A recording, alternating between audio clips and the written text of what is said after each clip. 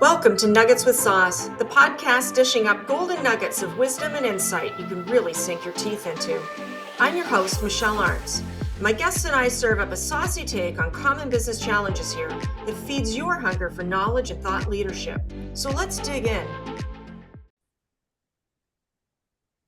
Hey, it's another great episode where we get to dig in and chew on some really good information here in Nuggets with Sauce. Hello, everybody. I am your host, Michelle Arentz, and I am delighted to have with me today my guest, Stephanie Gumm. Hello, Stephanie, and welcome to Nuggets. Good morning, Michelle. It's an honor to be here with you. Well, I'm very excited about our upcoming conversation because I know you've got a lot of golden ideas that we're going to dip into, and we'll see how saucy we get in the conversation as we go as well, because you've got a lot of great things in your space that I think business leaders are.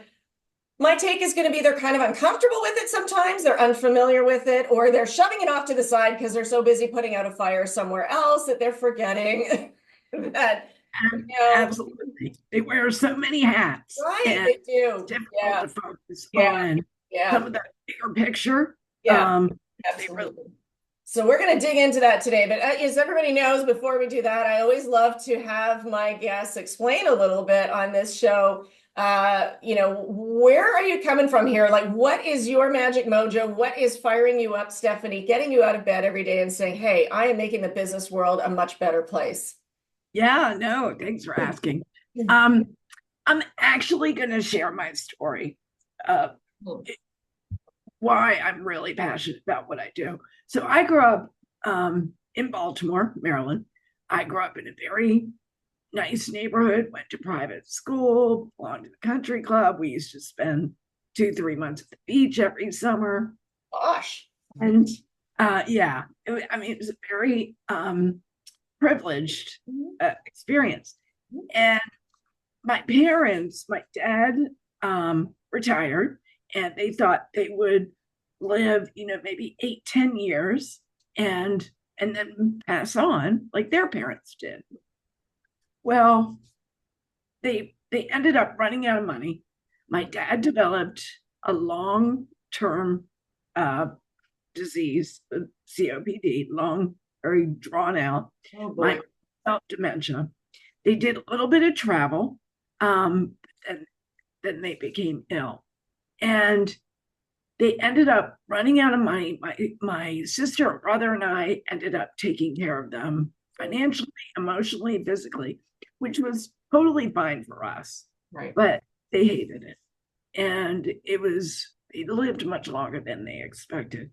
And so I'm very passionate and very fearful for the future of this country and people not being prepared to retire. Yeah. And it's no fault of their own, but truthfully, people are living longer because of medical technology, and longevity's become the greatest risk in retirement. Yeah. So that is unfortunately, thank you for sharing that story, Stephanie, because I love the storytelling to put into context, for you to say your passion and your purpose is to help others not go through what your family went through. You've got this plan. It didn't go to plan. Right. A, did you have a plan? A lot of people don't even have that. And then B, what happens when the plan isn't the plan that you planned on?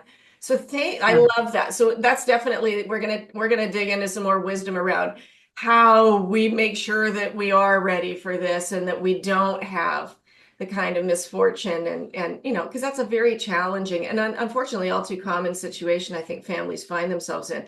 Just before we dig into that, because it's juicy and very important, which is why I really wanted you on Nuggets here. Do you have a recommended read, watch, or listen for our audience? Actually two, not totally related to that. One,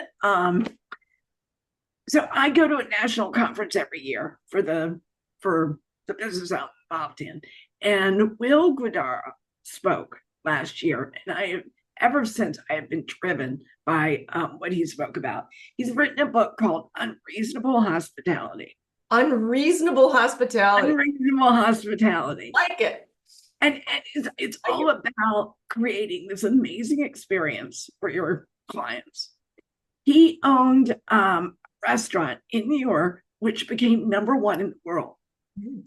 They had nailed down the service, the obviously the food experience, the presentation, but they still weren't getting to number one. And what ended up happening, they realized they needed to create a unique experience for each of their guests. Very high end restaurant and, and very expensive. But they did things like there was this family from Spain that was in New York visiting. It was parents and their two children. They were having dinner and it started to snow. Well, the waiter overheard they had never seen snow before. They were just staring out the window in awe. Magical. By the end of the dinner, they had hired a Suburban, bought a few sleds, the driver took them to Central Park and went sleigh riding. Wow. And so just things like that, ways to really know who your clients are and as people and creating these unique experiences. As people. Yeah, go ahead and try to get that in the drive-through. Right? Yeah, yeah. We're just gonna throw our food at you as fast as we can get out. I love that. Love that. Thank you for sharing that, Stephanie. And I think nail Yeah. on the head right there, really thinking about your clients, knowing your clients as human beings. So love that recommendation.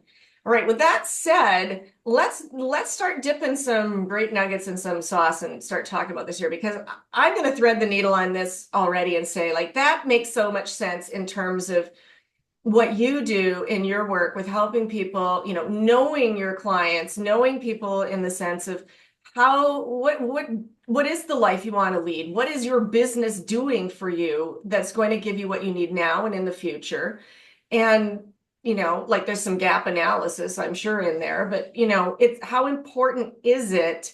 Like, what are you seeing in this space of I'm a business owner, I'm an entrepreneur, I'm a leader, I'm running things here, and how well is that running for them? And what are some of those big gaps that you're seeing that you're like, man, they're just not catching on to this detail?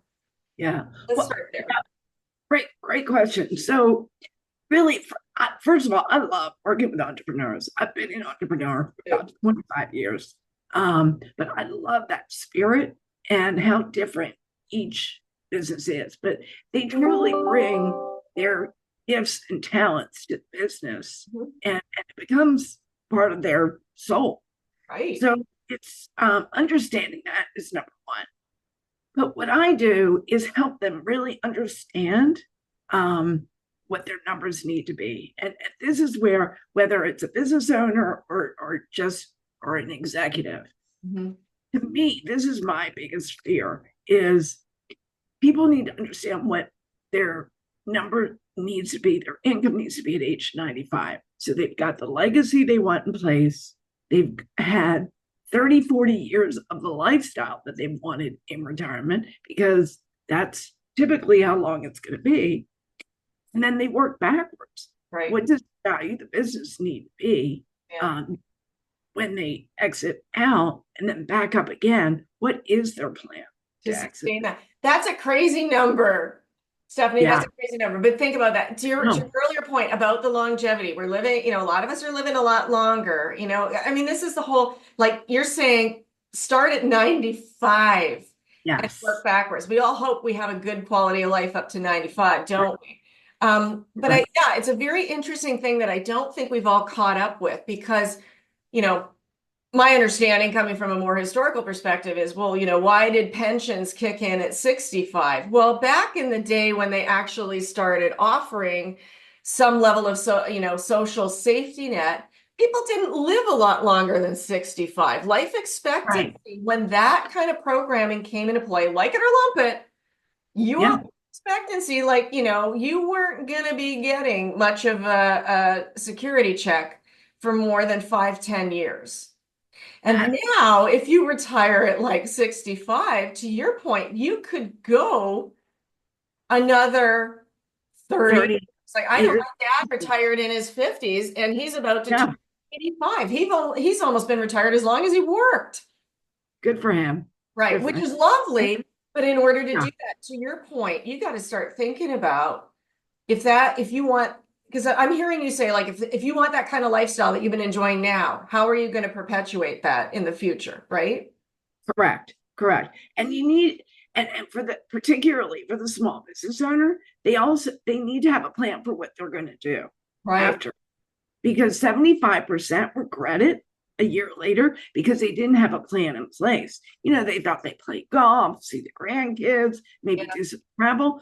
But when you put your heart and soul into a business, it's not going to be that easy to transition into something that's not going to keep your mind Right. and your passion alive, even if it's a change of passion. But so it's knowing it's not only the financial, it's also the personal planning. Bam. That is a huge, delicious nugget right there. That is wisdom, Stephanie, because I think that's very true too. Anything that, and I always look at it, from a slightly different angle, but we're on the same page. Yeah. What is your purpose? Like it's going to be like Yes. going off a cliff, which I'm sure is why you say you run across people who regret it because what you thought it was going to be and what it isn't. They're not the same thing. If you don't have a purpose and a plan once you exit your business, retire from your business, or whatever the case may be, they've actually found you. And here we go back to the reverse of the 95. People die younger. Oh, Isn't that amazing? You will die yes. sooner Yes. if you don't have purpose and meaning and a plan to your retirement, let alone the finances that'll help you enjoy whatever that is. But there's that whole piece around your personal thinking about it, your financial thinking about it. What happens to your business when you step away from it too? When you finally, if you can let it go, because it's your baby. Right. Right. And Let it go. that's the thing. From the very beginning, you really need to understand what your exit options are and then pick what you think is going to be best for you and then have a written plan and work it and make sure, And when you the say people. from the beginning, do you mean like the minute you put that first hat on and say, I'm an entrepreneur, I'm an owner, I'm starting a business, right there and then start thinking about the end game? Yes, Okay. absolutely. Yeah. Wow. Because it takes a team and Mhm. you need to build that team and make sure they understand what's important to you, what your values are, and what your dreams are, where you need to go, where you want to go. And, and that's what I do in a lot of ways is play the quarterback, bringing in the people that are going to help you get to where you need to Yeah. go. Yeah. Um, Coordinate and direct that team. Yeah, because are you getting the sense too, and I've been hearing stuff around this, like in that space of like, well, I didn't plan early enough. I just assumed, I'm sure there's a lot of there's assumptions. a lot of assumptions. You're Yes. probably hearing a lot of your client, a lot of these small to mid-sized business leaders going, well, I just assumed. I assumed my kids would take over the business. I'm hearing a lot of stuff about, no, they ain't. You're kidding. Right. Do Oh, not yeah. do not make assumptions are very dangerous. Don't assume that your kids are going to take over the business. Are you seeing and hearing that? Absolutely. That they're not interested in the business or whoever you've been grooming is not interested. I just spoke with a prospect the other day. He's had his business for 20 years. It's very much a niche market.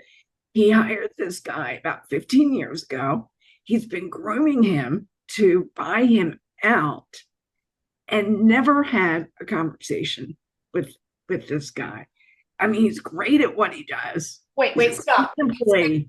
Stop. He spent 15 years assuming and preparing this guy for something that he'd never had a Yeah. conversation about whether the dude was even into what the plan was. Yes. Yeah. Oh, oh. And the guy's he's ready to retire. The guy's in his mid-40s. He's got a young family. He's got 4 kids. He's not interested in being an entrepreneur and dedicating the time it takes Oh.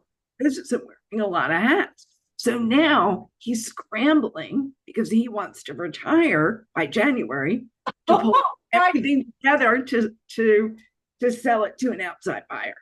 Yeah. So Oh, it's it's um that's That's kind of heartbreaking, you know. And again, this touches me in a way too in what I do, and you know, from the people side of the house is like this is where development planning and development discussions are so important. Your talent strategy.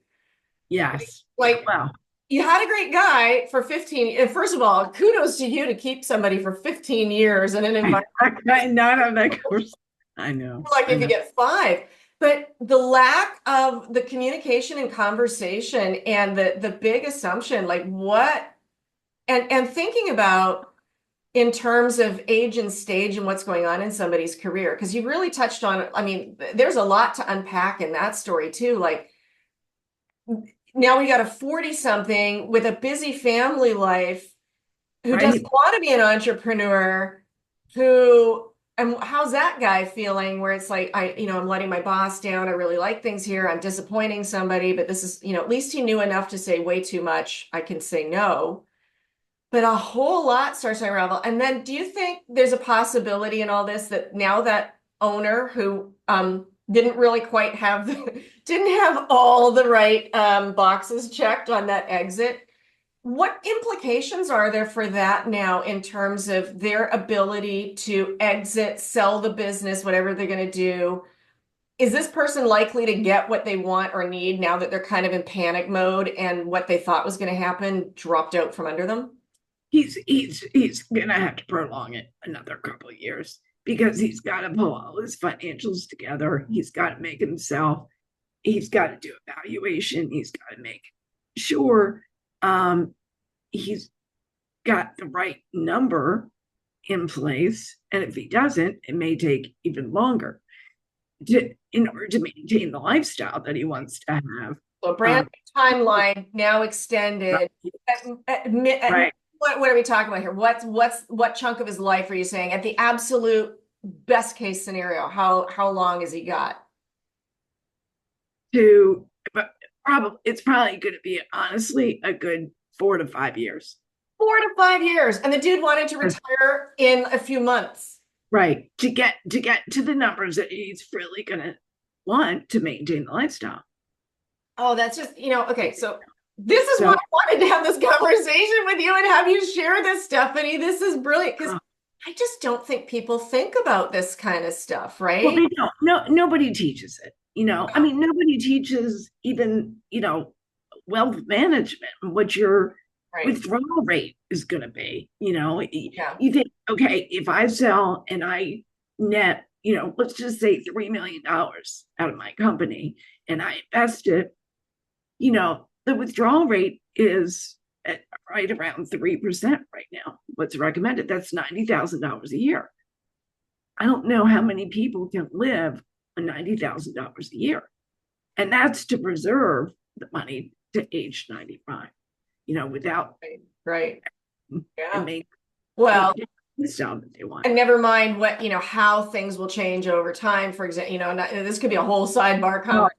We won't go down. right, Like think about like long-term care or what kind right, of insurances would you have? Like to your point about your family story, like your parents didn't plan on becoming ill. Your parents didn't plan on needing their children to be their caregivers and all these things. So, all right, agencies that have to be in place. Never mind I know for myself and my husband, it's like we want to travel as much as we can as soon as possible. right. Yeah, Thinking about that.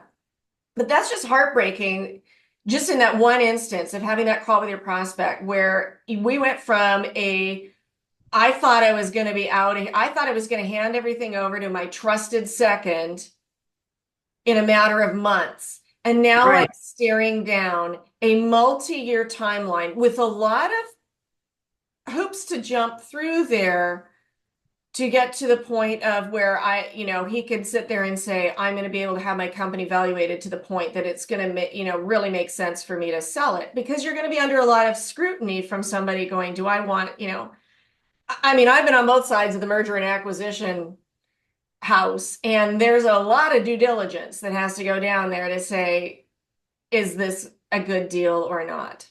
Absolutely. And there's risk in that. I mean, and that's part of it too. There's 6 different ways to exit out of your business. But when you're doing it outside, looking at outside buyers coming in, Yeah. which is honestly the most common way someone wants Right. to sell a Right. business. Right. But they're going to come in, they're going to do their due diligence, they're going to learn your secret sauce. And what if they decide, you know what, this really isn't the right company for me? Right. You've already given away Yeah. your Yeah. secrets, Right. and Yeah. that's some of the risk you take. Right. But it's not easy. But if you've got, I mean, it doesn't mean the plan isn't going to change, because the plan will definitely change, Right. especially if Right. you started earlier. But as long as you're being very intentional and deliberate Right. with the decisions that you're making, and keeping that big picture in place, and have it written, include the people that need to be included. And as you brought up earlier, family business can be quite emotional and Oh, yeah. complicated, Right. but it's that's all the more reason those conversations have to happen early on, Oh, it's and that huge. one's on the same page. Yeah, I agree. Like the plan is kind of, think of it like in my mind, I think it's like this is going to sound old school, but you and I are going to get it. Some people are going to get it. Google it if you're not sure, but it's like having a roadmap. Oh yes, yeah, Your GPS, fine, GPS, whatever. You have a map, like you have a destination in mind. You yeah, don't just like jump in your vehicle and start randomly driving, or you shouldn't, whatever, especially if the right, vehicle is your business. So you have a roadmap in mind. If you have to take a detour, you can take a detour. You can at least see where you're going to go slightly sideways, but you're going to get back on track to get back to the destination. You know me. yeah, yes, But yeah, I think it's important to have absolutely, that. Like you've got to have that capability, and you've got to think about who's in the car with you. right, Are right, they the right people for this ride? Because, back yeah, to the family business thing, and I've seen this dynamic happen, and I'm sure you have too, is, and again, with love, yes, they're family members, but that doesn't necessarily mean they are the right people correct, for the role. Just because it's your yeah, your son, your daughter, your in-law, your outlaw. Well, I guess if it's your outlaw, you probably don't want yeah, it. But whoever that is, simply because their family does not make them the right person to take over the business or have a certain role within the business. And that's your thing is, right, and that's back to like talent and relate. And that can be difficult because, if you're a family business owner, you probably had these wonderful dreams of, your son or your daughter loving the business as much as you do. By the way, just want to point out for the record, and again, Stephanie, tell me if yeah, I'm wrong on this. How many yeah, of these younger generation family members are looking around going, I don't want to take over the business because I know that it sucked the life out of my parents. yeah, no, I it's do not want it sucking the life out of me. yeah, And I no, don't want to be the one who's not around for my kids or my friends, or I'm not looking after my well-being, my health. no, Do you run into that too, where the big turnoff in all this is not even a finance thing? It's simply we saw a dynamic with our parents' generation in the workplace that was very, dare I say, unbalanced. yes, yes, very That much so. is, yeah.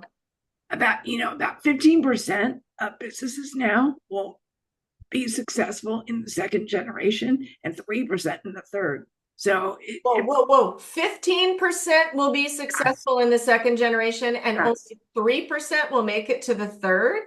yes, yeah, That's it's stunning. going down. Why is It's that? Why is that? it's for those exact reasons. The kids may have certain skill sets, but they're just not interested in being an entrepreneur. And they can be great at what they do, but it's very, just like you can have a great, just not even family, a great employee, Mhm. um, but they don't necessarily make the best entrepreneur.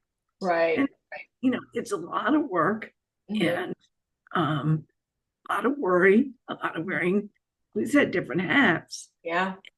It can be very challenging. Right. It And can then, be incredibly rewarding, but right. to see the reaps of it, not Yeah. necessarily want to be a part of it. And then we're back to, and it's worth repeating. Then we're back to an earlier point you made about having the right team. Yes, You've You got know, to build and a like team. you, for example, help quarterback that right team.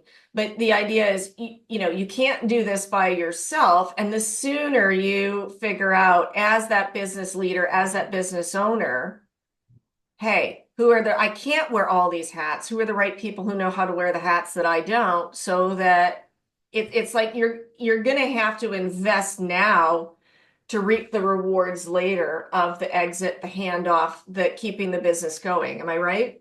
Yes, absolutely. Because you've got to keep that big picture in focus. You've got to have that business attorney. You've got to have the accountant. The financial advisor, really financial planner who really understands where you need to go and want to go for the long term. But it can also be definitely a mentor. Somebody who may be in your business or not, but a mentor who can also advise you and guide you. Yeah. But it can also be like I have one client, again, another niche market. Their revenue is 8 million a year, but he's got 4 clients. He's not going to be able to sell the business with 4 clients. He's either got to devise another stream of income, um, you know, to come in or really build out that niche. Right. So bringing in someone, a sales expert, a consultant to really help him figure out Yeah. where it needs to Yeah. go. And I think that's, pardon me, allergies. That's the hairball, maybe. Oh, That's as my dog sits in my lap. It's not my dog, it's me.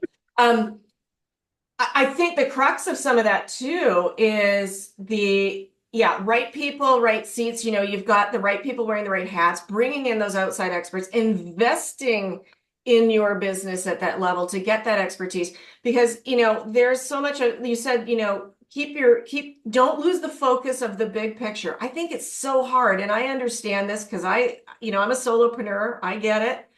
But you can get so caught up in the day-to-day detail-y stuff. As the common saying is, are you working on the business or in the business? And I think it's so right.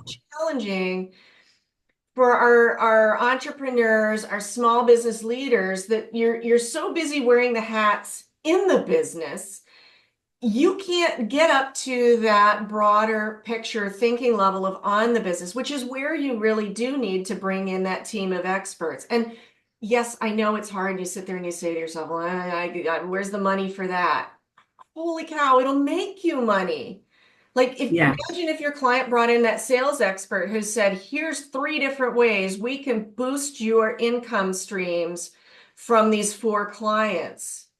absolutely. Absolutely. Get a good person. And I loved what you said too about that, like get a mentor or get a good coach.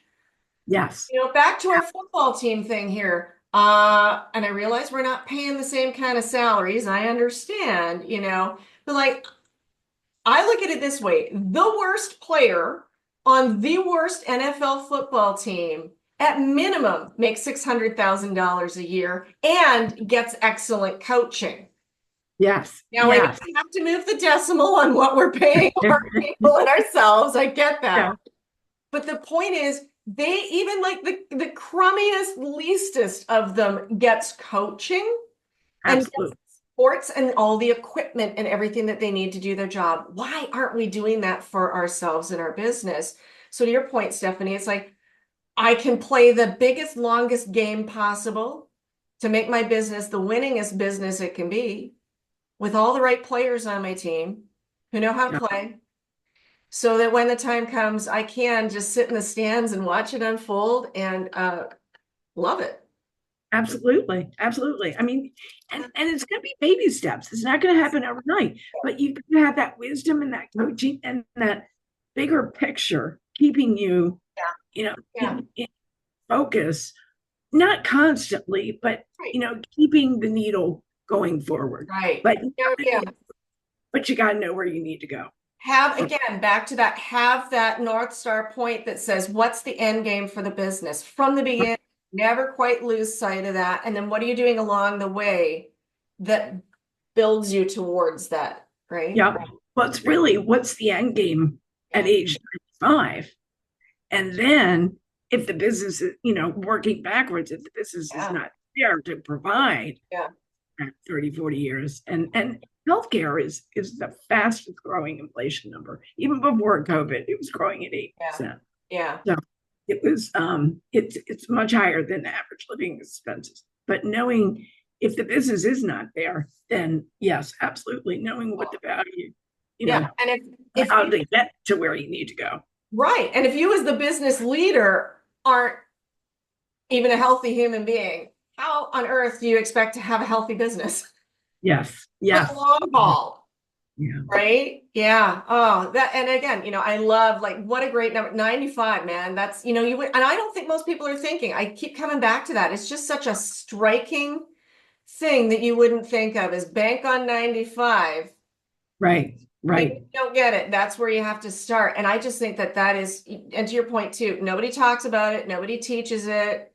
I remember a couple years ago, I pulled together a course for a client around small business development stuff. And I'll tell you, in all the everything that was in there, and there was a lot of good information in there. I learned, some things along the way in building that.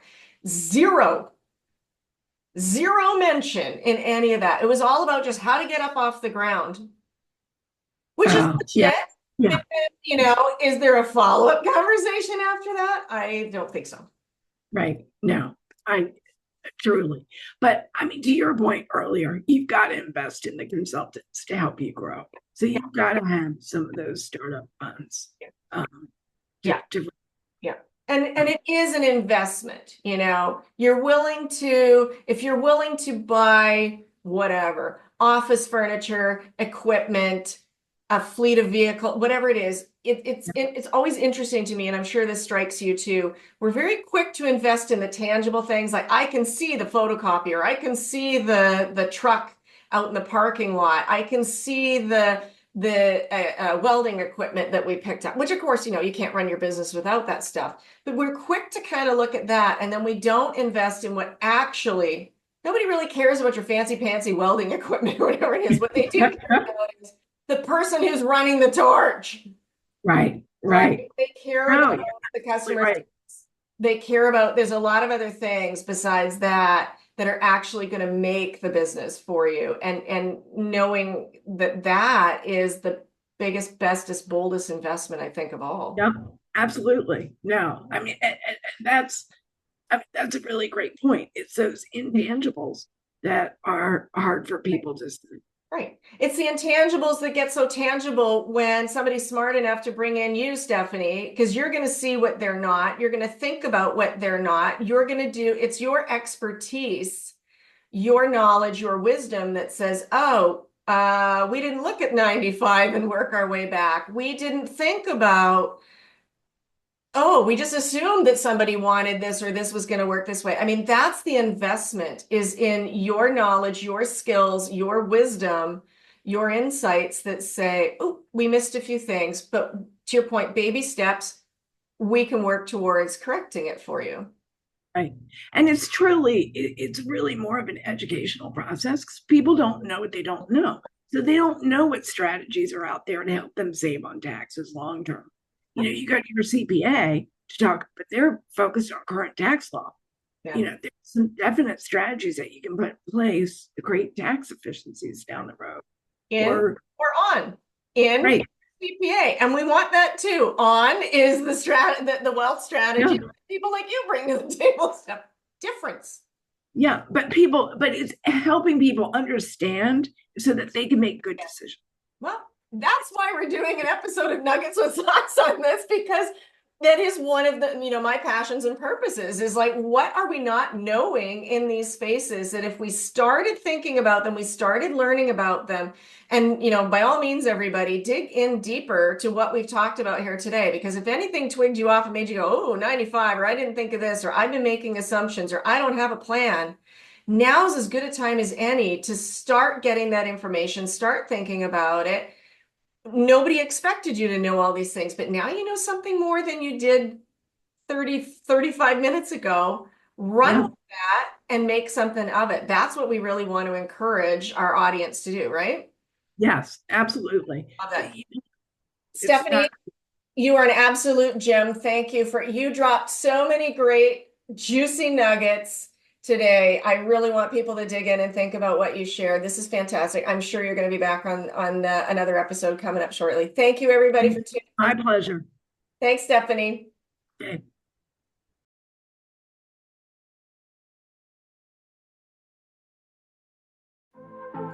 Thanks for joining us on this episode of Nuggets with Sauce. I hope we fed your appetite for insights and information on how to improve your business.